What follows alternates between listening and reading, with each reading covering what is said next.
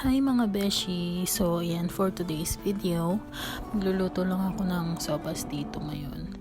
And ayan, habang naghihintay ng nilalaban nating marami, so luluto muna ako ng aming pagkain. So sopas, tapos piritong sea bream and nilagang okra. So yan yung pagkain namin ngayong araw.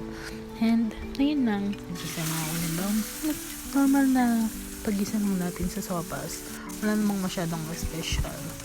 So, ayan, ganyan lang. Tinisa ko lang yung bawang sibuyas. Tapos, sahog namin is atay, tsaka konting karne ng manok. And, ayun lang. Mas masarap kasi yung atay ng manok. Mas malasa siya kapag yun yung nakalagay sa may sopas.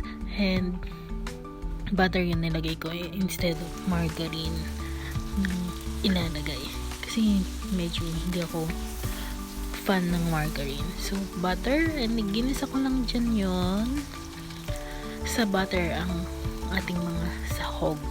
At saka nga pala, pag nagluluto ako ng sopas, parang ginigisa ko din yung niya, ang tawag doon, macaroni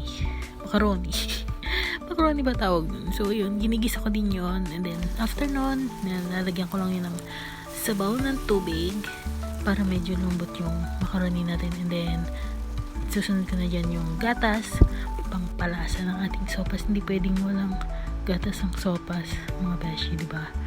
And kapag yun, kapag medyo kulang pa, lalagyan na ng sabaw, and ayan, luto na and kain.